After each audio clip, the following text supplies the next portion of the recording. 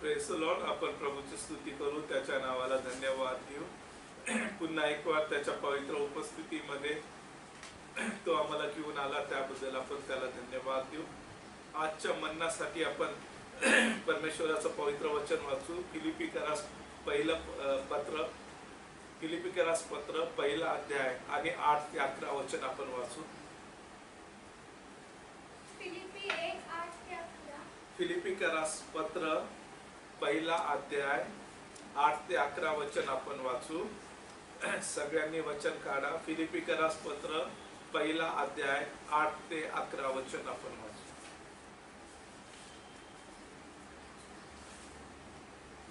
माझ्या ठाई असलेल्या ख्रिस्त येशूच्या कळवळ्याने मी तुम्हा सर्वांसाठी किती उत्खंडित आहे याविषयी देव माझा साक्षी आहे. माझी ही प्रार्थना आहे की तुमची प्रीती ज्ञानाने व सर्व प्रकारच्या विवेकाने उत्तरोत्तर अतिशय वाढावी, असे की जे श्रेष्ठ ते तुम्ही पसंत करावे. तुम्ही ख्रिस्ताच्या दिवसासाठी निर्मळ व निर्दोष असावे आणि देवाचे गौरव व स्तुती व्हावी, म्हणून येशू ख्रिस्ताच्या द्वारे जे नीतिमत्वाचे फळ त्याने तुम्ही भरून जाते. या ठिकाणी आपण बघतो की परमेश्वराचं वचन आम्हाला सांगतं, माझ्या ठाई असलेल्या ख्रिस्त येशूच्या कळवळ्याने मी तुम्हा सर्वांसाठी किती उत्कंठित आहे याविषयी देव माझा साक्षी आहे. माझी ही प्रार्थना आहे की तुमची प्रीती ज्ञानाने व सर्व प्रकारच्या विवेकाने उत्तरोत्तर अतिशय वाढावी, असे की जे श्रेष्ठ ते तुम्ही पसंत करावे. तुम्ही ख्रिस्ताच्या दिवसासाठी निर्मल व निर्दोष असावे आणि देवाचे गौरव व स्तुती व्हावी, म्हणून येशू ख्रिस्ताच्या द्वारे जे नीतिमत्वाचे फळ त्याने तुम्ही भरून जावे. आपण प्रार्थना करू. पवित्र आणि जिवंत देव बाप्पा, आम्ही तुमची स्तुती करतो, धन्यवाद देतो, तुम्हाला गौरवितो, उंचावितो. बाप्पा, ह्या सकाळच्या वेळेस प्रेमा प्रभू येशू मसीहाच्या पवित्र आणि सामर्थ्य नावात आम्ही तुमच्या पवित्र चरणाशी येतोय. बाप्पा, जे वचन वाचलं बाप्पा, आज ते आम्हासाठी आशीर्वादित करा. पवित्र आत्म्याद्वारे वचनातून आमच्याशी बोला बाप्पा. तुमची वाणी ऐकण्यासाठी आमचे आत्मिक कान व डोळे उघडा. दे बाप्पा, दया अनुग्रह कृपा करा. देहाचं, जगाचं, सैतानाचे सर्व अडखळण पवित्र प्रभू येशू मसीहाच्या नावात आम्ही तोडतो बाप्पा. मला वधस्तंभात लपवा आणि तुमचं गौरव होऊ द्या. सर्व महिमा गौरव आम्ही तुम्हाला देतो आणि प्रार्थना प्रभू येशू मसीहाच्या नावाने मागतो, आमेन. आज आपण जे परमेश्वराचं पवित्र वचन वाचलेलं आहे, आम्ही पाहतो की फिलिपिकराच्या मंडळी संबंधी आम्ही पाहतो पौलाला जो अभिमान, आनंद वाटत आहे, आम्ही पाहतो त्या आनंदाचं, कृतज्ञतेचं वर्णन जो आहे 3 वचनापासून तो पुढे करत आहे.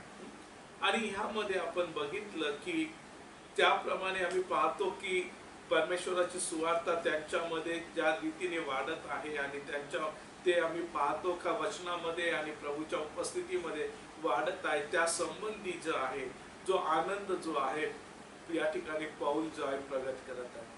आणि विशेष करून आपण 8व्या वचनापासून जे वचन वाचलं त्यामध्ये आपण पाहतो की पौल जे आहे तो त्याच्यामध्ये फिलिपिकराच्या मंडळीसाठी जे कळवळा किंवा जे प्रेम आहे, त्या प्रेमाचं आम्ही पाहतो, त्या कळवळ्याचं जे आहे प्रगट करत आहे. आणि तो जी प्रार्थना करत आहे फिलिपिकराच्या मंडळीसाठी, आम्ही पाहतो ती प्रार्थना एक कर्तव्य म्हणून करत नाहीये किंवा आम्ही पाहतो बाबा आता मला प्रार्थना करायची आहे म्हणून मी करत आहे असं नाही, किंवा त्यांनी मला सांगितलं म्हणून मी प्रार्थना करत आहे असं नाही. तर त्या लोकांबद्दल त्याच्यामध्ये जे प्रेम आहे, त्या लोकांबद्दल त्याला जो कळवळ आहे, आणि आम्ही पाहतो त्या प्रेमातून, त्या कळवळ्यातून तो त्या लोकांसाठी प्रार्थना करत आहे. आणि इथं एक मोठी गोष्ट तो बोलतो की त्या कळवळ्या संबंधी परमेश्वर माझा साक्षी आहे. म्हणजे तो एका साक्षीदाराचा या ठिकाणी त्याचा कळवळा व्यक्त करण्यासाठी केलेला कळवळा सत्य किंवा खरं आहे, त्यासाठी परमेश्वर माझा साक्षी आहे असं तो म्हणत आहे. याचा अर्थ की तो जे बोलत आहे त्या संबंधी तो दृढ आहे की त्याच्या मनामध्ये आम्ही पाहतो फिलिपिकरांच्या लोकांसाठी कळवळ आहे, प्रेम आहे. आणि हा जो कळवळ आणि प्रेम आहे आणि त्या कळवळ्यातून जो तुम्ही प्रार्थना करत आहे, त्या प्रार्थनेमध्ये तो 4 गोष्टी जे आहेत या मंडळीसाठी तो मागत आहे. आणि त्या 4 गोष्टी कोणत्या मागत आहेत त्या संबंधी आपल्याला आज मनन करायचं आहे. आपण पाहतो की 9 वचनामध्ये माझी ही प्रार्थना आहे की तुमची प्रीती ज्ञानाने व सर्व प्रकारच्या विवेकाने उत्तरोत्तर अतिशय वाढावी. आम्ही पाहतो परमेश्वराचं वचन आम्हाला सांगत आहे की तो जी प्रार्थना करत आहे त्या प्रार्थनामध्ये त्याची पहिली प्रार्थना विनंती जी आहे फिलिपिकराच्या मंडळीसाठी ती ही आहे की त्यांनी, आम्ही पाहतो का फिलिपिकराच्या मंडळीतील लोकांनी, आम्ही पाहतो त्यांचं जे प्रेम आहे त्या प्रेमामध्ये, त्या प्रीतीमध्ये ज्ञान व त्याचप्रमाणे सर्व प्रकारचा विवेक जो आहे असावा आणि ती त्याद्वारे वाढली जावी. म्हणजे ते जे प्रेम करत आहे किंवा त्यांच्यामध्ये जे प्रेम आहे, प्रीती आहे, ते त्या प्रेम जे आंधळ प्रेम नाही आहे, तर त्याच्यामध्ये ज्ञान आहे आणि त्याच्यात विवेक पण आहे. आपण पाहतो की बऱ्याच वेळेस आपण ज्याला प्रेम म्हणतो वास्तविकता ते प्रेम आहे का, असा प्रश्नचिन्ह आपल्याला विचारायला पाहिजे. कारण आम्ही पाहतो ज्याला आम्ही प्रेम म्हणतो, आम्ही पाहतो त्याचा अर्थ, आपण पाहतो का ज्याच्यावर आम्ही प्रेम करतो तर सांगेल तसं करणं किंवा वागणं किंवा तो जे मागेल ते त्याला देणं, आम्ही पाहतो ह्याला आपण प्रेम समजतो. वास्तविकता ते प्रेम नाही आहे. आम्ही पाहतो अशा अनेक गोष्टी आहे की त्या व्यक्तीवर ज्याच्यावर आम्ही प्रेम करतो असं समजतो त्याच्या हानीच्या आहे, परंतु त्याच्या आग्रहामुळे, हट्टामुळे आम्ही त्या पुरवतो आणि आम्ही त्याला म्हणतो प्रेम. वास्तविकता ते प्रेम नाही तर ते मूर्खपणा आहे. आम्ही पाहतो परमेश्वर म्हणतो ज्याच्यावर तो प्रेम करतो त्याला तो फटकेही मारतो. परमेश्वराचं जे प्रेम आहे त्या प्रेमामध्ये समज आहे, ज्ञान आहे, त्याला माहित आहे की काय, ज्याच्यावर मी प्रेम करतो त्याच्यासाठी उत्तम काय आहे, त्याच्यासाठी भलं काय, त्याचा फायदा कशातून होणार आहे, त्या गोष्टीची जाण आहे त्याला. आणि म्हणून आम्ही पाहतो बऱ्याच वेळेस आपण प्रार्थना करतो आणि ते आपल्याला मिळत नाही. त्याचा अर्थ असं नाही की परमेश्वराने आमची प्रार्थना ऐकली नाही. बऱ्याच वेळेस आपण बघतो की जेव्हा आपण प्रार्थना करतो आणि ते आपल्याला मिळतं तेव्हा आपण म्हणतो की हा, परमेश्वराने माझी प्रार्थना ऐकली. वास्तविकता आपण पाहतो की अनेक गोष्टींमध्ये जेव्हा आम्ही प्रार्थना करतो परमेश्वर आमची प्रार्थना ऐकतो आणि आम्हाला देत नाही. का देत नाही? कारण त्याने आमची प्रार्थना ऐकली. त्याला माहित आहे की ह्यानी जे मागितलेलं आहे हे याच्यासाठी योग्य नाही आणि म्हणून तो देत नाही. आज आपल्याला हे समजून घ्यायचं आहे की जेव्हा आपण कुटुंबामध्ये प्रेम करत आहोत, कुटुंब आहे, कुटुंबावर प्रेम करतो, आपल्या शेजाऱ्यावर प्रेम करतो, मंडळीतील आपल्या बहीण भावावर आपण प्रेम करतो, तेव्हा ते प्रेम जे आहे त्या प्रेमाचा अर्थ आपल्याला समजायला पाहिजे. आणि त्या प्रेमासंबंधी जेव्हा करिन्थकरास पहिलं पत्र 13 अध्याय आपण बघितलं की ते प्रेमामध्ये जो त्याग आहे, त्या प्रेमामध्ये जो निस्वार्थीपणा आहे, प्रेमामध्ये ढोंग नाहीये, प्रेमामध्ये आम्ही पाहतो की अहंकार नाहीये, प्रेमामध्ये लीनता, नम्रता आहे. आणि ह्या सर्व गोष्टी जे आहे हे आपल्या प्रेमातलं वास्तविकता प्रेम काय त्याचं ज्ञान जे आहे त्या ज्ञानामध्ये, त्या प्रेमात आपण वाढायला पाहिजे. त्याचप्रमाणे त्या प्रेमामध्ये विवेक असायला हवा. आज आपण त्या दृष्टिकोनातून विचार करायचा आहे की कशा रीतीने आमचं जे प्रेम आहे ते ज्ञान आणि विवेकामध्ये उत्तरोत्तर वाढत जाईल. यासाठी की जे प्रेम आहे त्या प्रेमाचा आम्ही पाहतो एक अर्थ जे आहे सिद्ध होणं, पूर्ण होणं. प्रेम जे आहे ते सिद्ध किंवा पूर्ण करतं. प्रेम हे जे आहे नेहमी वाढणार आहे. प्रेम कधी पण डबक्याप्रमाणे नसतं, ते वाहणाऱ्या नदी झऱ्याप्रमाणे असतं. ते वाढत जातं, वाहत जातं. आणि ज्याप्रमाणे आम्ही पाहतो पाणी जे वाहणारं पाणी आहे त्याचा वापर केला तर ते कमी होत नाही, तर जसं जसं ते पुढे जाईल ते वाढत जातं. त्याप्रमाणे प्रेम जे आहे जितकं अधिक आपण वाटत गेलं, करत गेलं, ते कमी होत नाही तर ते वाढत जातं. आणि म्हणून हे जे प्रेम आहे हे वाढणार आहे, परंतु ते कसं आहे तर ज्ञानाने व सर्व प्रकारच्या विवेकाने उत्तरोत्तर अतिशय वाढावं. आम्ही पाहतो की या ठिकाणी आपल्याला काही गोष्टी समजून घेतल्या पाहिजे. फिलिपिकराच्या 2 अध्यायामध्ये आपण पाहतो 1 आणि 2 वचनामध्ये, फिलिपिकराचं पत्र 2 अध्याय 1 आणि 2 वचन. ह्यावरून ख्रिस्ताच्या ठायी काही आश्वासन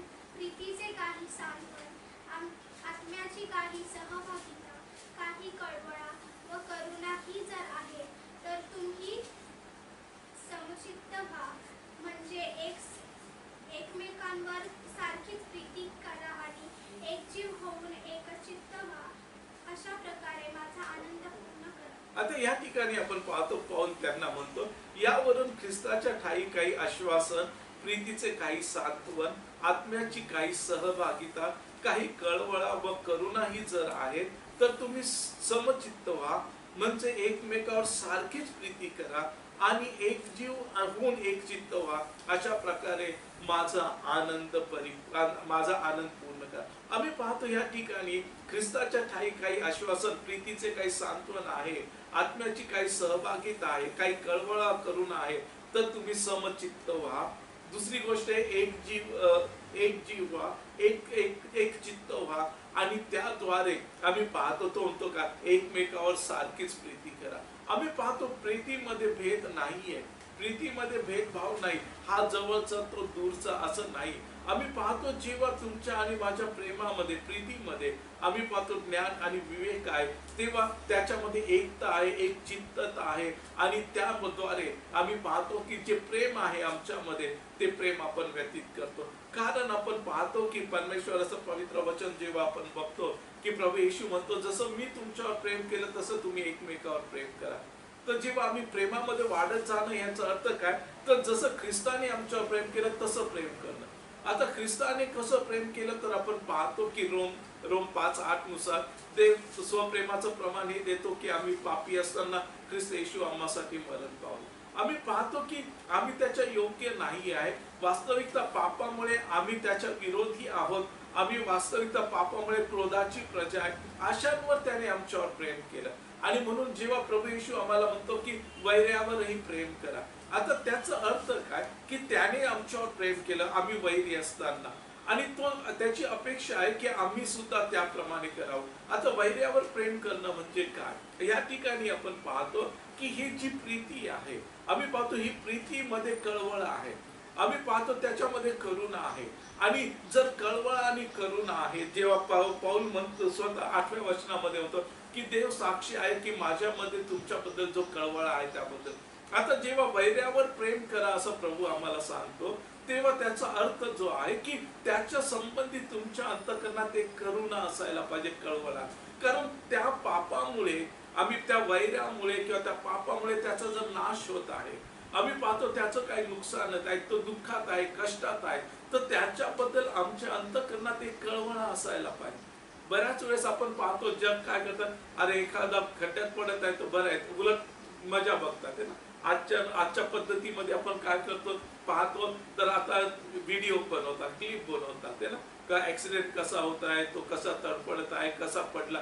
वास्तविक तर ती गोष्ट जी आहे त्याच्या नुकसानीमध्ये किंवा त्याच्या अपघातामध्ये आनंद नाही किंवा ती प्रसिद्ध करण्याची गोष्ट नाही, तर तो अपघात होऊ नये किंवा तो पडू नये म्हणून त्याच्यासाठी आपण प्रयत्न करणं, ती करुणा आहे, ती कळवळ आहे. आणि ज्या वेळेस आम्ही पाहतो की या ठिकाणी आम्हाला हे समजतं की प्रेम म्हणजे काय आणि प्रेम कसं केलं पाहिजे आणि त्या प्रेमामध्ये काय असायला पाहिजे, त्यावेळेस आम्ही पाहतो ते प्रीती जी आहे ज्ञानाने व सर्व प्रकारच्या विवेकाने जे आहे आम्ही पाहतो उत्तरोत्तर वाढत जाते. कारण मला माहित आहे प्रेम म्हणजे काय. प्रेम म्हणजे काय तर त्याग करणं आहे, प्रेम म्हणजे निस्वार्थी होणं आहे, प्रेम जे आहे फुगत नाही, प्रेम जे आहे अपकार स्मरत नाही. हे जी काही गोष्टी आहे त्या प्रेमाचं ज्ञान जे आहे, प्रेमा म्हणजे काय याचा अर्थ मला कळत आहे आणि त्याच्यामध्ये विवेक सुद्धा आहे.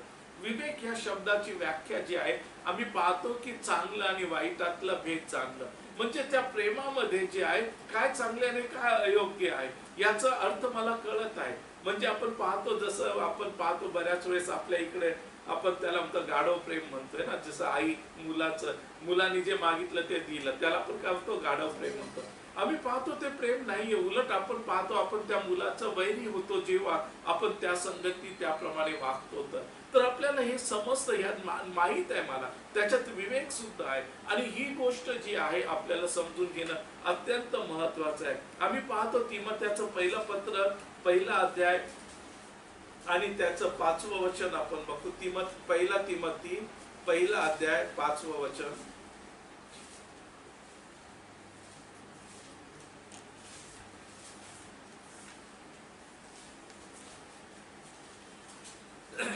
ताकीद देण्याचा हेतू हा आहे की शुद्ध अंतःकरणात, चांगल्या विवेक भावात व निष्कपट विश्वासात उद्भवणारी प्रीती व्यक्त व्हावी. आम्ही पाहतो की मी 4 आणि 5 वाजतो, आणि जी ईश्वरीय व्यवस्था विश्वासाच्या द्वारे आहे तिच्या उपयोगी न पडणाऱ्या पण वाद मात्र उत्पन्न करणाऱ्या कहाण्याकडे व अनंत वंशावळ्याकडे लक्ष देऊ नको, तेच मी आताही सांगतो. ताकीद देण्याचा हेतू हा आहे की शुद्ध अंतःकरणात चांगल्या विवेक भावात व निष्कपट विश्वासात उद्भवणारी प्रीती व्यक्त व्हावी. आता या ठिकाणी आपण पाहतो 3 गोष्टी सांगितलेल्या आहेत ज्या प्रीतीत असायला हव्या. पहिलं जे आहे आम्ही पाहतो शुद्ध अंतःकरण, दुसरं जे आहे चांगला विवेक भाव, आणि तिसरी गोष्ट आहे निष्कपट विश्वास. आणि त्याच्यातून उत्पन्न होणारी जी प्रीती आहे ती व्यक्त व्हावी. आम्ही पाहतो की आमच्या प्रेमामध्ये आम्ही पाहतो त्या प्रेम व्यक्त होण्यासाठी आम्ही पाहतो आमच्यामध्ये शुद्ध अंतःकरण आहे. आम्ही पाहतो ज्या अंतःकरणामध्ये ढोंग आहे, लबाडी आहे, कपट आहे, आम्ही पाहतो तो जे प्रेम व्यक्त करतो ते प्रेम नसतं, त्याच्यामध्ये स्वार्थ असतं किंवा त्याचं आम्ही पाहतो काहीतरी फसवणूक असते. परंतु जर ते अंतःकरण शुद्ध आहे म्हणजे त्याच्यामध्ये काही मिलावट नाही, काही अशुद्ध नाही, म्हणजे तिथं ढोंग नाहीये, तिथं स्वार्थ नाहीये, आम्ही पाहतो असे अंतःकरण. आणि चांगला विवेक आम्ही पाहतो, त्या चांगला विवेक म्हणजे सद्विवेक, म्हणजे जे चांगलं आणि वाईट आहे त्याच्यातून चांगलं निवडून घेण्याची वृत्ती जो आहे तो सद्विवेक किंवा चांगला विवेक आहे. अशा अंतःकरण जो चांगलं घेणारा आहे, अशा विवेक भाव आणि निष्कपट विश्वास, ज्या विश्वासामध्ये कपट नाही, अशातून उत्पन्न होणारी जी प्रीती आहे ती व्यक्त व्हायला पाहिजे, प्रगट व्हायला पाहिजे. आमच्याकडून जेव्हा लोकांपर्यंत प्रेम जातं किंवा प्रीती जातं, किंवा आपण म्हणतो का मी तुझ्यावर प्रेम करतो, त्या प्रेमामध्ये शुद्ध अंतःकरण असायला पाहिजे, चांगला विवेक असायला पाहिजे आणि निष्कपट विश्वास आहे. याच्यातून जेव्हा प्रेम किंवा प्रीती व्यक्त होती, आम्ही पाहतो ती देवाला मान्य आहे, ती देवाकडून प्राप्त होणारं प्रेम आहे. आम्ही पाहतो शरीरातून व्यक्त होणारं प्रेम किंवा जगाच्या आकर्षणातून उत्पन्न होणारं प्रेम, त्याच्यामध्ये आम्ही पाहतो सर्व प्रकारचा स्वार्थ, वासना आणि विकार आहे. परंतु जे अंतःकरणातून उत्पन्न होतं, आम्ही पाहतो जे देवाकडून येतं ते प्रेम जे आहे ते चांगल्या अशुद्ध अंतःकरणातून, चांगल्या विवेकातून आणि निष्कपट विश्वासातून उत्पन्न होतं. आणि परमेश्वराचं पाऊल जी प्रार्थना करत आहे, आम्ही पाहतो फिलिपिकराच्या मंडळीमध्ये, आणि त्यांना तो सांगत आहे की आम्ही पाहतो प्रीतीत जे आहे ज्ञानाने व आम्ही पाहतो विवेकात तुम्ही उत्तरोत्तर वाढत जावं. ती जी प्रेम आहे, ती जी प्रीती आहे, त्या प्रीती कुठून आलेली आहे तर शुद्ध अंतःकरणातून आलेली आहे, चांगल्या विवेकातून आलेली आहे, निष्कपट विश्वासातून आलेली आहे. अशा प्रीतीमध्ये जे आहे आम्ही वाढत जावं ही पौलाची प्रार्थना आहे. आम्ही पाहतो त्याचप्रमाणे आपण पाहतो पेत्राचं पहिलं पत्र, पहिला अध्याय आणि 22 वचन. पेत्राचं पहिलं पत्र, पहिला अध्याय आणि त्याचं 22 वचन.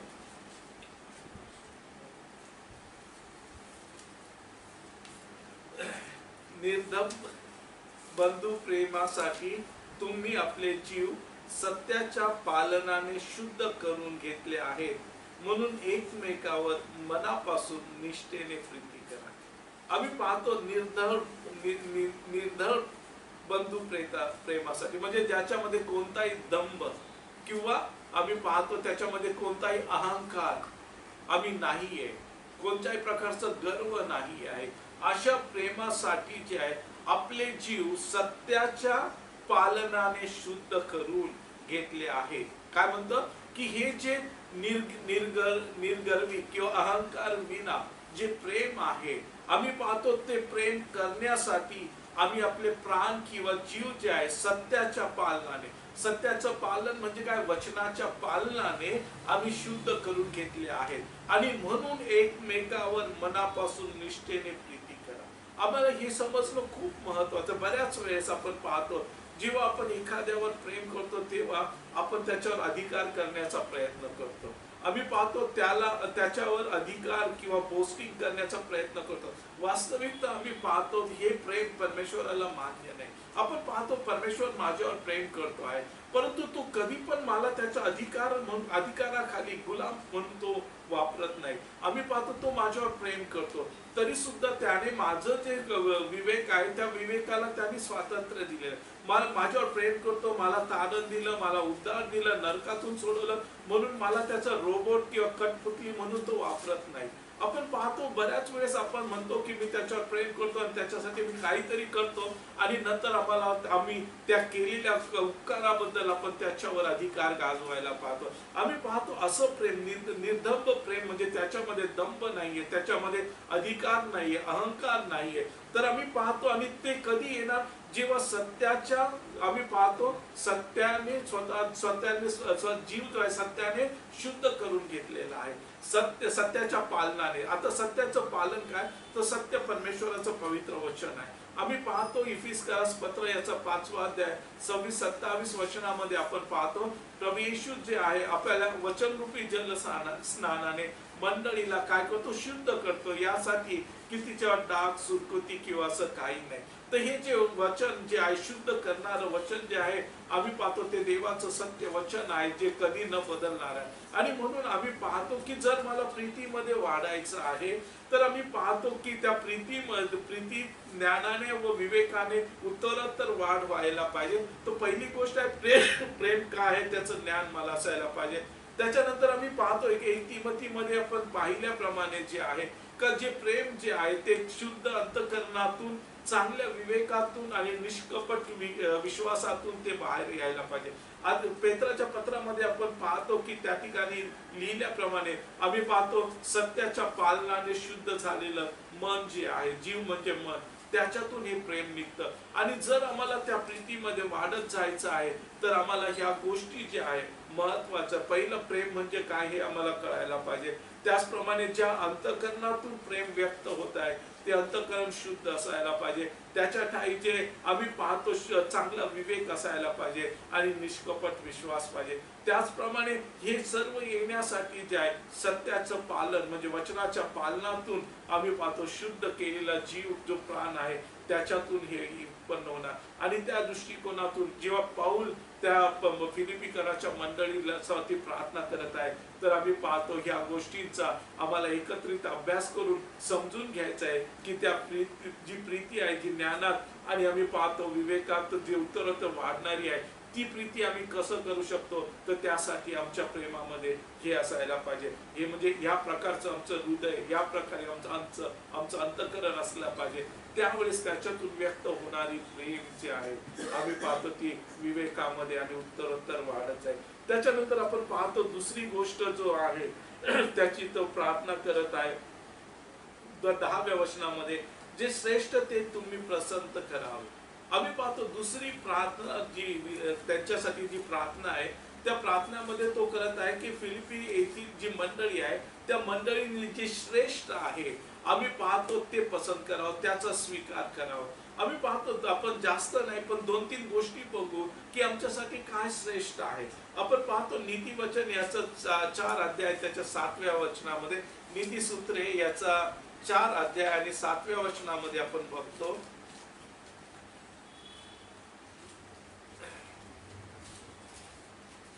ज्ञान ही श्रेष्ठ चीज आहे म्हणून ते संपादन कर, आपली सर्व संपत्ती वेचून सुज्ञता संपादन कर.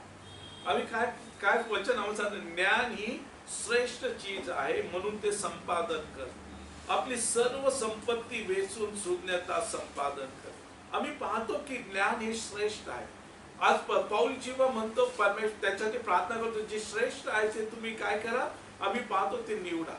तर आज आपण पाहतो पहिली जी महत्वाची जी गोष्ट आहे आम्ही पाहतो परमेश्वर, त्याच्याहून श्रेष्ठ किंवा त्याच्याहून उत्तम असं दुसरं काही नाही. आपण पाहतो परमेश्वराचं वचन आम्हाला सांगतं की जे श्रेष्ठ दान जे आहे ते आम्हाला मिळाले ते म्हणजे प्रभू येशू. तर पहिली गोष्ट आहे की प्रभू येशू, आणि त्यानंतर दुसरी गोष्ट जी आहे ते ज्ञान आहे. आम्ही पाहतो की जेव्हा नीतिसूत्रामध्ये ज्ञान जे आहे ते प्रभूला व्यक्त करतं किंवा ज्ञान जे आहे प्रभू संबंधित त्याचं उपमा या ठिकाणी आपण पाहतो. आणि हे जे ज्ञान आहे आम्ही पाहतो ते ज्ञान जे आहे ते आम्हाला प्राप्त कर आणि त्यासाठी आपली सर्व संपत्ती वेचून सुज्ञता संपादन कर. आता आम्हाला हे समजलं पाहिजे का ज्ञान ही श्रेष्ठ चीज आहे. आता हे ज्ञान आम्हाला कसं मिळेल तर आम्ही पाहतो परमेश्वराचं वचन आम्हाला सांगतं की परमेश्वराचं भय हा ज्ञानाचा उगम आहे. तर जेव्हा आमच्यामध्ये परमेश्वराचं भय आहे ते ज्ञानाचं उगम म्हणजे ते ज्ञान प्राप्त करतो. त्याच्यानंतर आपली सर्व संपत्ती वेचून सुज्ञता संपादन कर. आम्ही पाहतो सुज्ञता म्हणजे काय तर आम्ही पाहतो की परमेश्वराचं पवित्र वचन जे आहे सुज्ञताची व्याख्या करतं की परात्पराला ओळखणं हीच सुज्ञता आहे. आम्ही पाहतो की नीतिसूत्र याचं 9 अध्याय आणि त्याचं 10व्या वचन आपण बघतो. परमेश्वराचे भय ज्ञानाचा आरंभ होय आणि परम पवित्राला ओळखणे ही सुज्ञता आहे. आम्ही या ठिकाणी परमेश्वराचं भय ज्ञानाचा आरंभ आहे आणि परम पवित्राला ओळखणे ही सुज्ञता होय. आम्ही पाहतो ज्ञान हे श्रेष्ठ आहे आणि ते मिळवण्यासाठी आम्हाला काय करायचं आहे त्याकडे आम्हाला लक्ष लावायचं आहे. आणि त्याचप्रमाणे पण ते ज्ञान कुठून मिळायला सुरुवात होतं तर परमेश्वराचं पवित्र वचनाद्वारे आम्हाला परमेश्वराच्या भयाच्या द्वारे आम्हाला परमेश्वराचं ज्ञान मिळतं. आणि त्याच्यानंतर सुज्ञता जी आहे परात्पराला ओळखण्याच्या द्वारे आम्हाला मिळतं. आम्ही पाहतो त्याचप्रमाणे परमेश्वराचं ज्ञान आम्हाला कुठून मिळतं तर परमेश्वराच्या पवित्र वचनामध्ये. आम्ही पाहतो स्तोत्र 119 वाचल्यानंतर आपण त्या सर्व आम्ही पाहतो 176 वचन त्यामध्ये आहेत आणि त्यामध्ये आपण पाहतो की परमेश्वराचं वचन कशा रीतीने आम्हाला ज्ञान देतं. आम्ही पाहतो 105 वचन 119 स्तोत्रामध्ये 105 वचनामध्ये आहे की परमेश्वराचं वचन माझ्या पावलासाठी दीपक आणि माझ्या वाटेवरील प्रकाश आहे. आम्ही पाहतो परमेश्वराचं वचन जे आहे त्याचप्रमाणे आपण त्याच 130 वचनामध्ये आपण पाहतो की परमेश्वराचं वचनाचं प्रकाशन ज्याला मिळतं त्याचे ज्ञान चक्षु प्रकाशित होतं आणि भोळ्यास ज्ञान मिळतं. आम्ही पाहतो की हे परमेश्वराचं वचन जे आहे आम्ही पाहतो परमेश्वराचं भय आणि परमेश्वराच्या वचनापासून जे आहे आम्हाला ज्ञान प्राप्त होतं. आणि जेव्हा पाऊल म्हणतो श्रेष्ठ जे आहे ते तुम्ही निवडून घ्या त्यावेळेस आपल्याला हे समजणं महत्वाचं आहे की हे श्रेष्ठ जे आहे पहिलं तर परमेश्वर किंवा प्रभू येशू आहे, त्याच्यानंतर ज्ञान आहे आणि हे ज्ञान जे आहे परमेश्वराच्या भयापासून आणि त्याचप्रमाणे त्याच्या वचनातून आम्हाला प्राप्त होतं. आणि म्हणून जर आम्हाला ज्ञान निवडायचं आहे तर आम्हाला परमेश्वराचं भय आणि परमेश्वराचं वचनाचं प्रकाशन जे आहे ते आम्हाला प्राप्त होणं आवश्यक आहे. आम्ही पाहतो जेव्हा योहान याचा 6वा अध्याय आणि 66 वचनामध्ये आम्ही पाहतो जेव्हा प्रभू येशूला सोडून त्याचे सर्व शिष्य निघून गेले तेव्हा त्यांनी शिष्यांना म्हटलं तुम्हाला पण जायचं आहे का. त्यावेळेस आम्ही पाहतो की 67 वचनामध्ये म्हणून येशू 12 शिष्यांना म्हणाला तुमची निघून जाण्याची इच्छा आहे काय. तेव्हा शिमोन पेत्राने त्याला उत्तर दिलं की प्रभूजी आम्ही कोणाकडे जाणार प्रश्नचिन्ह आहे आणि पुढे सार्वकालिक जीवनाची वचनं आपल्या जवळ आहेत. आम्ही पाहतो की जे वचन आहे ते सार्वकालिक जीवन देणारं वचन आहे आणि म्हणून आज आपण श्रेष्ठ ते निवडून घेत असताना ते ज्ञान प्राप्त करून घेत असताना परमेश्वराचं भय आणि परमेश्वराचं वचन जे आहे आपण कशा रीतीने प्राप्त करतो हे आपल्याला समजून घेणं खूप महत्वाचं आहे. आम्ही पाहतो दुसरी गोष्ट जी आहे आम्ही पाहतो उपदेशक याचा 2रा अध्याय आणि त्याचा 13व्या वचनामध्ये आपण पाहतो नीतिसूत्रानंतर उपदेशक याचा 2रा अध्याय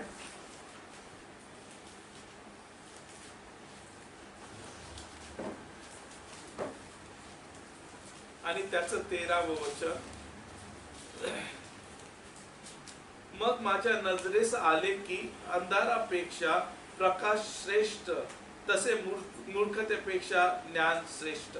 आम्ही पाहतो या ठिकाणी प्रकाशापेक्षा किंवा अंधकारापेक्षा प्रकाश श्रेष्ठ आणि मूर्खतेपेक्षा ज्ञान श्रेष्ठ. तर या ठिकाणी आपण पाहतो की प्रकाश जो आहे श्रेष्ठ आहे किंवा उत्तम आहे आणि तो प्रकाश जो आहे तो आम्हाला प्राप्त करायचा आहे. आम्ही पहिली गोष्ट बघितली की वचन जे आहे त्याचं प्रकाशन जे आहे किंवा वचन जे आमच्यासाठी प्रकाशाचं काम करत आहे. परंतु त्याचप्रमाणे आम्ही पाहतो की परमेश्वराचं पवित्र वचन आम्ही पाहतो की योहान 8 मध्ये आपण पाहतो प्रभू येशू म्हणतो मी जगाचा प्रकाश आहे. त्याचप्रमाणे योहान 12 मध्ये तो म्हणतो मी जगाचा प्रकाश आहे. आणि आज जर आम्हाला प्रकाश प्राप्त करायचा आहे तर आम्हाला पहिली गोष्ट वचनाची आवश्यकता आहे आणि दुसरी गोष्ट आहे की प्रभू येशूची आवश्यकता आहे, कारण तोच जगाचा प्रकाश आहे. आम्ही पाहतो मत्ते 5 मध्ये 13 मध्ये तो म्हणतो तुम्ही जगाचा प्रकाश आहे. परंतु त्याने आम्हाला जगाचा प्रकाश केल्यानंतर किंवा तो आम्हाला प्रकाश म्हणत असला तरी सुद्धा आम्ही येशू सारखं स्वयंप्रकाशित नाही आहे. आम्ही पाहतो वास्तविकता आम्ही पापाच्या अंधारामध्ये किंवा अंधकारात अडखळणारे आणि चालणारे होतो. परंतु जेव्हा प्रभू येशू या जगामध्ये प्रकाश म्हणून आला, आम्ही पाहतो तेव्हा त्या प्रकाशाने आम्ही प्रकाशित होतो. जर मला प्रकाश हवा आहे आणि प्रकाश श्रेष्ठ आहे तर मला आधी तो जो मूळ प्रकाश आहे त्या प्रकाशाला स्वीकार करावा लागेल. आपण पाहतो लूक 1 पहिला अध्यायामध्ये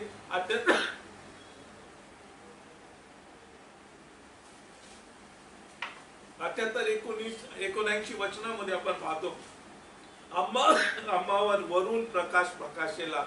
जे मृत्यू अंधारात आणि मृत्यूच्या छायेत बसले होते त्यांच्यावर वरून प्रकाश प्रकाशला. हा जो प्रकाश आहे, हा जो प्रभू येशू आहे. आम्ही पाहतो प्रभू योहान पहिल्या अध्यायामध्ये बाप्तिस्मा करणारा योहान म्हणतो मी तो प्रकाश नाही तर जो येणार आहे त्याची मी काय करत आहे, साक्ष देत आहे. आणि त्या दृष्टिकोनातून आज आपल्याला विचार करायचा आहे की जर मला प्रकाश हवा आहे तर मला येशू हवा आहे. जर मला प्रकाश हवा आहे तर त्या प्रकाश देणारं जे वचन आहे ते मला हवं आहे. कारण प्रकाश जो आहे तो काय करतो, तो आम्हाला अंधकारातून बाहेर काढतो. दुसरं ज्या गुप्त गोष्टी आहेत तो प्रगट करतो. आपण पाहतो जेव्हा घरामध्ये अंधार असतं बऱ्याच वेळेस घरातल्या वस्तू आपण नीट बघू शकत नाही. कधी कधी आपण अडखळतो. पण जसं आपण बल्ब लावतो, लाईट लावतो, आपण पाहतो सगळं काही आपल्याला स्वच्छ दिसायला लागतं. आम्ही पाहतो की या जगातल्या अंधारात, पापाच्या अंधकारामध्ये आम्ही पाहतो सर्व प्रकारच्या ज्या काही आम्हाला अडखळण होणाऱ्या ज्या गोष्टी आहे आम्ही पाहतो त्याला जर स्पष्टपणे बघायचं आहे आणि त्यापासून स्वतःचा बचाव करायचा आहे तर आम्हाला प्रकाशाची आवश्यकता आहे. आणि हा प्रकाश देणारा जो आहे तो प्रभू येशू आहे. आणि जेव्हा प्रभू येशू आमच्यामध्ये आहे तो त्याच्या प्रकाशाने आम्हाला प्रकाशित करतो. जेव्हा त्याचं वचनाला अनुसरून आपण चालतो तेव्हा त्याचे प्रकाश आमच्या वाटेवर जो आहे प्रकाश उत्पन्न करतो. आणि म्हणून आज आपल्याला विचार करायचा की पौल जेव्हा फिलिपिकराच्या मंडळीला म्हणत आहे तुम्ही श्रेष्ठ ते निवडा, आज आम्हाला त्या दृष्टिकोनातून विचार करायचा आहे. श्रेष्ठ काय प्रभू येशू आहे, श्रेष्ठ दान आहे, श्रेष्ठ काय ज्ञान आहे, श्रेष्ठ काय प्रकाश आहे आणि ते आज आपल्याला मिळवणं आवश्यक आहे. आणि त्या दृष्टिकोनातून आज आपल्याला विचार करायचा आहे खरंच आज आपण कसली निवड करत आहोत. आपण पाहतो लूक याचा 9 अध्याय आणि त्याच्या 48 वचन आपण बघतो.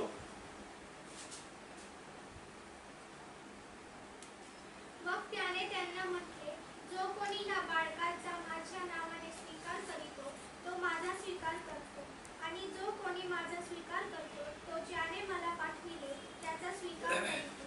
कारण तुम्हा सर्वांमध्ये जो कनिष्ठ आहे तोच श्रेष्ठ आहे.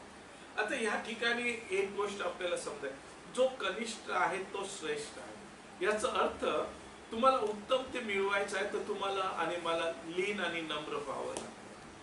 जोपर्यंत आपण लीन आणि नम्र होत नाहीये, जोपर्यंत आपण स्वतःला लीन करत नाहीये, जोपर्यंत आपण स्वतःला परमेश्वराच्या सामर्थ्य हाताखाली समर्पित करत नाही किंवा लीन करत नाही तोपर्यंत उत्तम ते मिळवणं आपल्याला कठीण आहे. आम्ही पाहतो कारण परमेश्वराचं पवित्र वचन आम्हाला सांगतं की परमेश्वराला अहंकारी लोकांचा वीट येतो. आम्ही पाहतो त्याला उन्मत्त दृष्टी आणि अहंकाराने भरलेलं हृदय त्याला वीट आहे. आणि जर तुम्हाला श्रेष्ठ ते निवडायचं आहे, त्या ख्रिस्ताला त्याच्या आम्ही पाहतो त्या प्रकाशाला आम्ही त्या ज्ञानाला मिळवायचं आहे तर तुम्हाला आणि मला लीन आणि नम्र व्हावं लागेल. परमेश्वराकडून ज्या काही गोष्टी आपण मिळवतो आम्ही पाहतो तो अधिकार म्हणून मिळवत नाही तर त्याची कृपा म्हणून मिळवतो. आणि ही जी कृपेची जाणीव जर आमच्यामध्ये राहणार तर आपण नेहमी जे आहे स्वतःला लीन आणि नम्र राखणार आहे. आज आपण जे काही आहोत ती त्याची कृपा आहे, जे काही आपल्या जवळ आहे त्याची कृपा आहे. मग ते ज्ञान असेल, तो प्रकाश असेल, जे काही आहे ती त्याच्या कृपेने आपल्याला मिळालेलं आहे. याची जाणीव आपल्याला लीन आणि नम्र ठेवतं. आणि म्हणून जे श्रेष्ठ जे आहे ते प्राप्त करायचं आहे तर आपल्याला लीन व्हायचं आहे.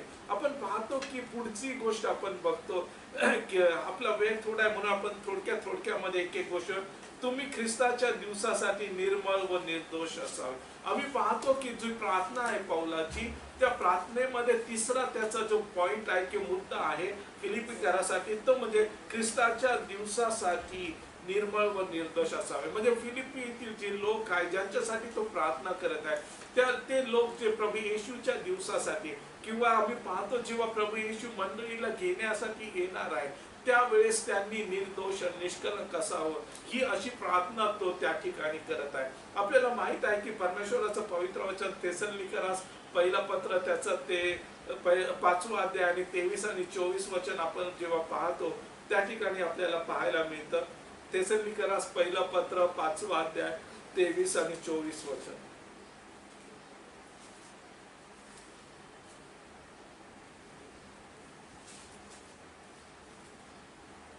शांतीचा देव स्वतः तुम्हास परिपूर्णपणे पवित्र करो आणि आपला प्रभू येशू ख्रिस्त याच्या आगमन समयी तुमचा आत्मा, जीव व शरीर ही निर्दोष अशी संपूर्णपणे राखिली जावी.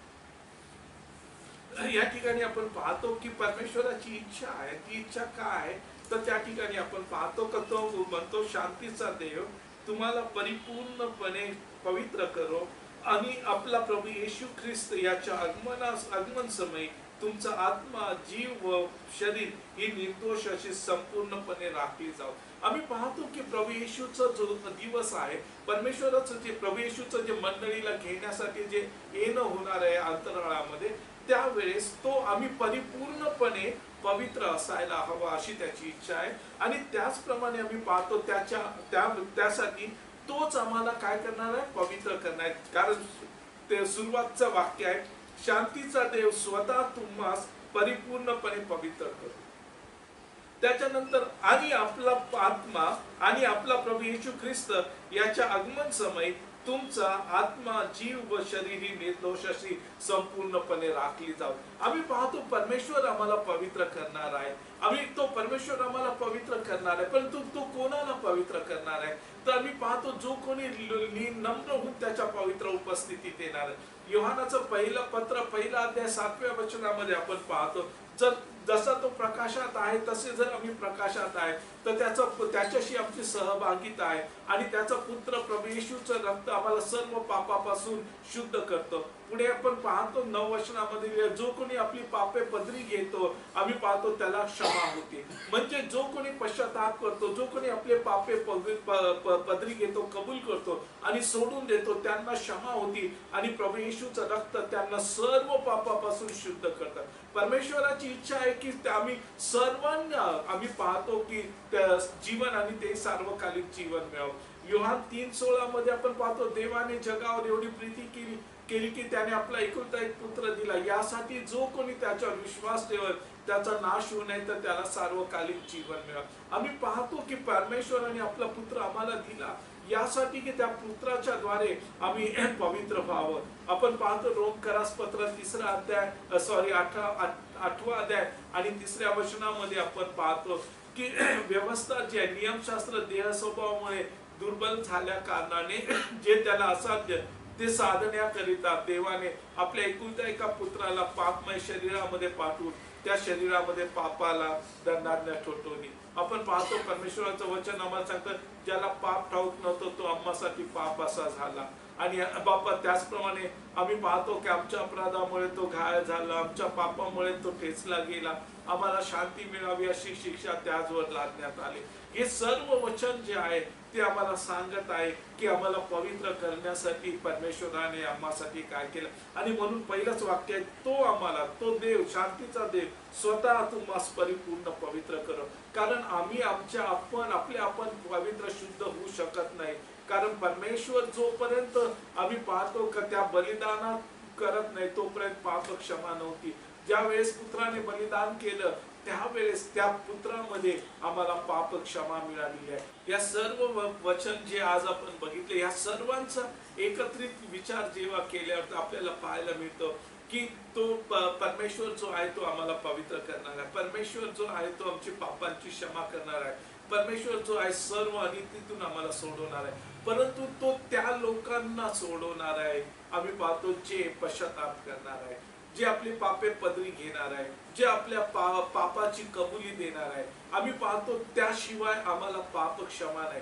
परमेश्वराची इच्छा आहे की प्रत्येकाला पाप क्षमा मिळावी, परंतु ती पाप क्षमा मिळवणं किंवा न मिळवणं जे आहे त्याचा निर्णय आमच्या हाती आहे. परमेश्वराचं पवित्र वचन आम्हाला सांगतं की तुझ्यासमोर जीवन आणि मरण ठेवलेलं आहे, तुझ्यासमोर श्राप आणि आशीर्वाद ठेवलेला आहे. आम्ही पाहतो तुम्हाला आणि मला निर्णय करायचा की मला काय निवडून घ्यायचंय. आम्ही पाहतो त्याचप्रमाणे आम्ही पाहतो मला पवित्र व्हायचं आहे, याची निवड मला करायची आहे. आणि त्या पवित्रीकरणासाठी जे आहे मला माझ्या पापाची कबुली द्यायची आहे, मला माझे पाप स्वीकार करायचे आहे, मला पश्चाताप करायचा आहे. आणि जेव्हा भग्न आणि अनुतप्त हृदय परमेश्वराचं वचन आहे तर तो तुच्छ लेखत नाही.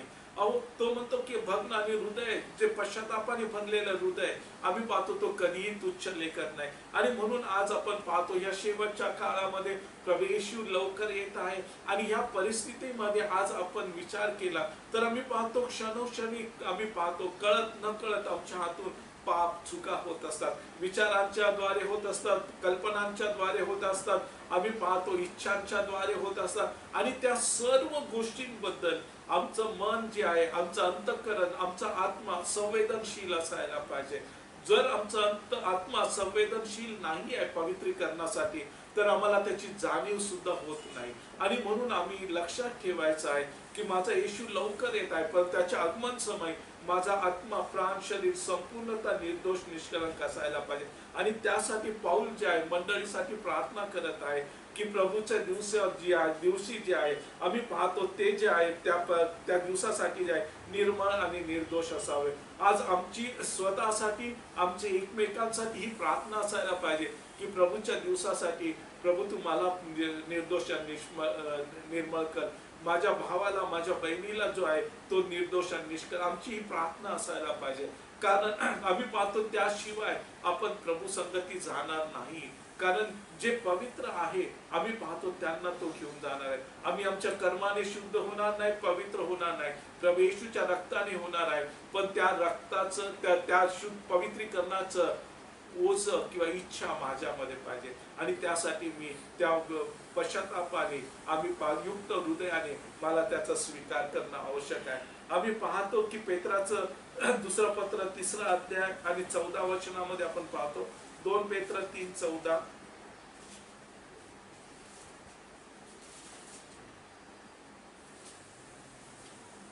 म्हणून प्रियजन हो, या गोष्टींची वाट पाहत असा. तुम्ही त्याच्या दृष्टीने निष्कलंक व निर्दोष असे शांतीत असलेले त्याला आढळावे म्हणून होईल तितकी प्रार्थना करा. काय सांगितलेलं आहे पुन्हा एकदा वाचू आपण. म्हणून प्रियजन हो, म्हणून प्रियजन हो, या गोष्टींची वाट पाहत असता. या गोष्टी म्हणजे प्रभूची वाट पाहत असता तुम्ही त्याच्या दृष्टीने निष्कलंक व निर्दोष असे शांतीत असलेले त्याला आढळावे म्हणून काय करा, होईल तितके प्रयत्न करा. आपण पाहतो त्या 13व वचन जे आपण 14व वचन वाचलेलं आहे, पण त्याचं 12 आणि 13 मी पुन्हा वाचतो. त्या दिवसामुळे आकाश जळून लयास जाईल आणि सृष्टी तत्त होऊन मिटतील. तरी ज्यामध्ये नीतिमत्व वास करते असे नवे आकाश व नवी पृथ्वी यांची त्याच्या वचनाप्रमाणे आपण वाट पाहत आहोत. म्हणून प्रियजन हो, या गोष्टीची वाट पाहत असता तुम्ही त्याच्या दृष्टीने निष्कलंक व निर्दोष असे शांतीत असलेले त्याला आढळावे म्हणून होईल तितके प्रयत्न करा. आम्ही पाहतो त्या ठिकाणी होईल तितकं प्रयत्न करणं आमच्या हातात आहे, देणं परमेश्वराच्या हातात आहे. कोणाला मिळणार तर जे पवित्र राहण्यासाठी खटपट करत आहे. आम्ही पाहतो नीतिमत्व मिळवण्यासाठी खटपट करत आहे, आपले पाप कबूल करत आहे. आम्ही पाहतो पश्चाताप करून प्रभूच्या चरणाशी येत आहे, लीन नम्रतेने आम्ही पाहतो ते पवित्रीकरण स्वीकार करत आहे. अशा सर्वांसाठी आम्ही पाहतो का ते पवित्रीकरण आहे. त्याचप्रमाणे आपण पाहतो थेसलोनिकरास पहिलं पत्र त्याचा 3रा अध्याय आणि 12 आणि 13 वचन. तेसलोनिकरास पहिलं पत्र 3 अध्याय 12 आणि 13 वचन. आणि जशी आमची प्रीती तुझ्यावर आहे तशी प्रभू तुमची प्रीती एकमेकांवर व सर्वांवर वाढवून विपुल करो, यासाठी की आपला प्रभू येशू आपल्या सर्व पवित्र जनासह येईल, त्यावेळेस त्याने तुमची अंतःकरणे देव आपला पिता ह्याच्या समोर पवित्रतेत निर्दोष होण्यासाठी स्थिर करावी. म्हणजे या ठिकाणी आपण पाहतो की प्रभू येशू आपल्या सर्व पवित्र म्हणजे आम्ही पाहतो स्वर्गातून तो दूतासह येणार आणि आम्ही अंतराळामध्ये घेतले जाणार आहोत. आणि त्यावेळेस जे आहे आम्ही पाहतो त्यावेळेस त्याने तुमची अंतःकरणे देव आपला पिता याच्या समोर पवित्रतेत निर्दोष होण्यासाठी स्थिर करावे. म्हणजे पुन्हा एकदा जे आहे आमचं अंतःकरण जे पवित्र आणि निर्दोष असावं आम्ही पाहतो ही परमेश्वराची इच्छा आहे. आणि त्या दृष्टिकोनातून आज आपल्याला विचार करायचा आहे की खरंच आज आपण जे जीवन जगत आहोत आम्ही पाहतो आपण बोलतो की प्रभू येशू लवकर येत आहे, प्रभू येशूचे जे वचन आहे ते पूर्ण होत आहे, परंतु त्या दृष्टिकोनातून आज आपलं जगणं आणि जगणं आहे का याचा आपल्याला बारकाईने विचार करणं खूप महत्वाचं आहे. त्यानंतर आपण पाहतो की आपल्याकडे वेळ कमी आहे, त्याच्यानंतर आपण पाहतो चौथी गोष्ट जी आहे 10व्या वचनामध्ये लिहिलेलं आहे, 11व्या वचनामध्ये लिहिलेलं आहे, आणि देवाचे गौरव व स्तुती व्हावी म्हणून येशू ख्रिस्ताच्या द्वारे जे नीतिमत्वाचे फळ त्याने तुम्ही भरून जावे. आम्ही पाहतो फिलिपी 1:11 मध्ये त्याच्या जे प्रार्थना विनंती करत आहे पौल फिलिपीकरामध्ये आम्ही पहिली त्याची विनंती आहे प्रीती ज्ञानाने व सर्व प्रकारच्या विवेकाने उत्तरोत्तर अतिशय वाढावी, ही पहिली विनंती आहे. दुसरी विनंती आहे जे श्रेष्ठ आहे ते त्यांनी पसंत करावी. तिसरी प्रार्थना विनंती आहे आणि ती म्हणजे आम्ही पाहतो की प्रभूच्या ख्रिस्ताच्या दिवसासाठी निर्मल व निर्दोष व्हावे. आणि चौथी विनंती आहे का येशू ख्रिस्ताच्या द्वारे जे नीतिमत्वाचे फळ त्याने तुम्ही भरून जावे. आम्ही पाहतो नीतिमत्वाचे फळ जे पवित्रता, शुद्धता आणि जे सर्व प्रकारचं धर्माचरण आहे त्याने आम्ही भरलं जावं अशी त्या पौल जे आहे फिलिपीकराच्या मंडळीसाठी प्रार्थना करत आहे. आणि त्या दृष्टिकोनातून आपल्याला विचार करायचा आहे की हे नीतिमत्वाचं फळाने भरून जाण्यासाठी आपण काय केलं पाहिजे. आपण पाहतो पहिली गोष्ट जी आहे योहान 15 मध्ये प्रभू येशू म्हणतो मी द्राक्षवेल आहे आणि तुम्ही माझ्या फांद्या आहे, आणि जी ती फांदी माझ्यामध्ये राहते ती फळ देते, आणि जी फांदी फळ देते तिला माझा बाप जो माळी आहे तो तिला साफसूफ करतो जेणेकरून तिने विपुल फळ द्यावं. आपण पाहतो की पहिली गोष्ट हे नीतिमत्वाचं फळ देण्यासाठी जो खरा नीतिमान धर्मी जो प्रभू येशू आहे त्या वेलामध्ये आपल्याला राहावं लागणार आहे. दुसरी गोष्ट आहे आम्ही पाहतो आवश्यक गोष्ट आहे की पिता जो आहे त्या फांदीला साफसूफ करतो जी फांदी फळ देत आहे. म्हणजे परमेश्वराने आम्हाला स्वच्छ केलं पाहिजे, म्हणजे शुद्ध केलं पाहिजे जेणेकरून आपण फळ देऊ शकतो. आम्ही पाहतो की फांदी वेला वाचून फळ देत नाही तर आम्ही पाहतो ती जी आहे छाटली जाते. आणि म्हणून या दृष्टिकोनातून आज आपल्याला विचार करायचा म्हणजे पहिली गोष्ट जी आहे नीतिमत्वाचं फळ द्यायचं तर ख्रिस्तामध्ये आम्हाला राहावं लागणार आहे. त्याच्यानंतर आपण पाहतो रोमकरास पत्र 6वा अध्याय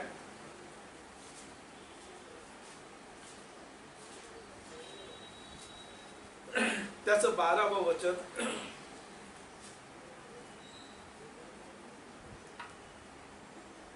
म्हणून तुम्ही आपल्या शरीर वासनांच्या अधीन न व्हावे म्हणून पापाने तुमच्या मर्त्य शरीरात राज्य करू नये. 13 आणि तुम्ही आपले अवयव आणि तिची साधने होण्याकरता पापाला समर्पण करीत राहू नका, तर मेलेल्यातून जिवंत झालेले असे स्वतःच देवाला समर्पण करा आणि आपले अवयव तिचे साधने होण्याकरिता देवाला समर्पण करा. आम्ही पाहतो ज्याप्रमाणे पूर्वी जे आहे आमचे शरीर आणि शरीराचे अवयव आम्ही अनितीसाठी किंवा पापासाला समर्पण करत होतो आणि आत्मिक दृष्ट्या असं मेलेल्या अवस्थेमध्ये होतं. परंतु जेव्हा ख्रिस्त येशू मध्ये आपण बप्तिस्मा घेतला त्याच्याबरोबर आपण पुन्हा उठवलं गेलं. आता आपण प्रभू येशू मध्ये नव्याने जीवन जगत असताना आम्ही पाहतो की आम्हाला आमचं हे शरीर आणि शरीराचे अवयव जे आहे नीतीचे साधन होण्यासाठी देवाला समर्पित करायचं आहे.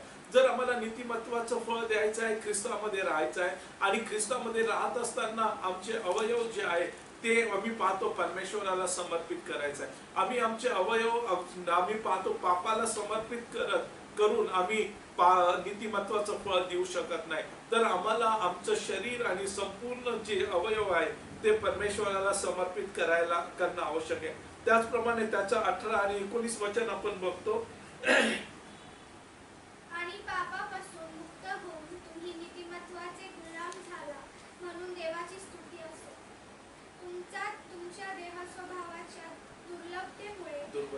दुर्बलतेमुळे मनुष्य व्यवहाराप्रमाणे मी बोलत आहे. कारण जसे तुम्ही आपले अवयव स्वैराचार करण्याकरिता अमंगळपणे व स्वैराचार ह्यास गुलाम असे समर्पण केले होते, तसे आता आपले अवयव पवित्रीकरणाकरिता नीतिमत्वाला गुलाम असे समर्पण करा.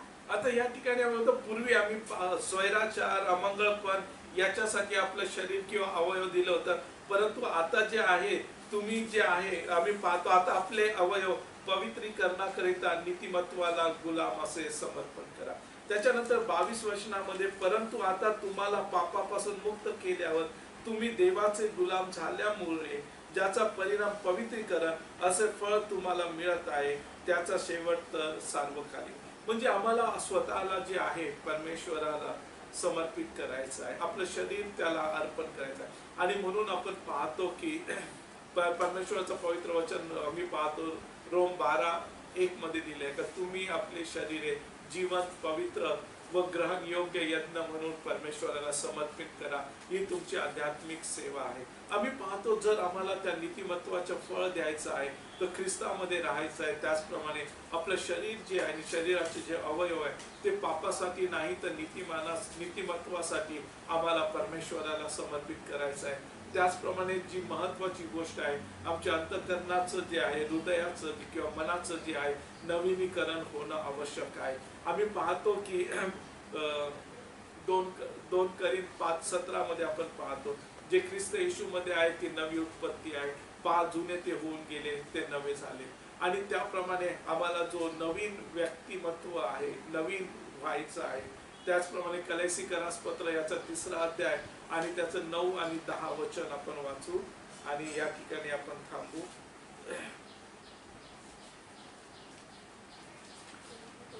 कलेसीकरास पत्र 3रा अध्याय 9 आणि 10 वचन. एकमेकांशी लबाडी करू नका,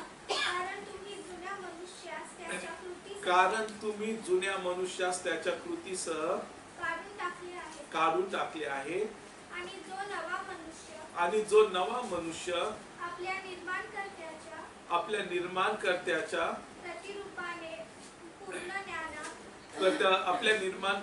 प्रतिरूपाने पूर्ण ज्ञानात नवा केला जात आहे त्याला तुम्ही धारण केले आहे. आणि म्हणून आपण पाहतो जर आम्हाला नीतिमत्वाचं फळ द्यायचं आहे तर आम्हाला ह्या गोष्टी जे आहे हे समजून घेणं खूप महत्वाचं आहे की बिना प्रभू येशू ख्रिस्तामध्ये राहता बिना स्वतःचं अर्पण प्रभूला केल्याशिवाय आणि बिना प्रभू येशूला धारण केल्याशिवाय आम्ही नीतिमत्वाचं फळ देऊ शकत नाही. आणि आम्ही म्हणून या ठिकाणी जेव्हा पौल प्रार्थना करत आहे आम्ही पाहतो 4 गोष्टीसाठी तो प्रार्थना करत आहे. पहिली प्रार्थना करत आहे तो आम्ही पाहतो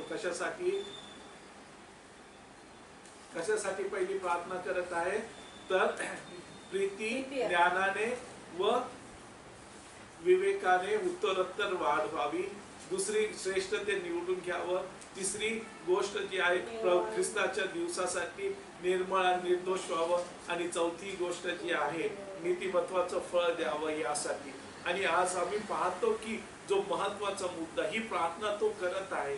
आम्ही पाहतो ती प्रार्थना करायची म्हणून तो करत नाही किंवा कोणी विनंती म्हणून केली म्हणून करत नाही, तर त्याच्या हृदयात त्यांच्यासाठी जो कळवळा आहे त्याच्या हृदयात त्या मंडळीसाठी त्या लोकांसाठी जे प्रेम आहे त्या कळवळ्यातून ती प्रार्थना करत आहे. आज आपला उपास आणि प्रार्थनेचा दिवस आहे. आज आपण अनेक प्रार्थना करणार आहोत. आज आपण स्वतःला प्रश्न विचारणार आहोत की खरंच आज माझ्यामध्ये तो कळवळा आहे का? आज माझ्यामध्ये खरंच ते प्रेम आहे का? आणि जर तो कळवळा आणि ते प्रेम आहे तर आज आपण जी काही प्रार्थना करणार आहे ती परमेश्वर त्याच्या पवित्र चरणाशी पोहोचणार आहे. आणि म्हणून आज आपण स्वतःला लीन नम्र करू आणि त्याच्या पवित्र उपस्थितीमध्ये येऊ. आपण प्रार्थना करू. पवित्र आणि जिवंत देवा बाप्पा, आम्ही तुमची स्तुती करतो, धन्यवाद देतो, तुम्हाला गौरवितो, उत्साहितो. बाप्पा, जे प्रेम तुम्ही आम्हावर करत आहात बाप्पा, त्या प्रेमाबद्दल आम्ही तुम्हाला कोटी कोटी धन्यवाद देत आहोत.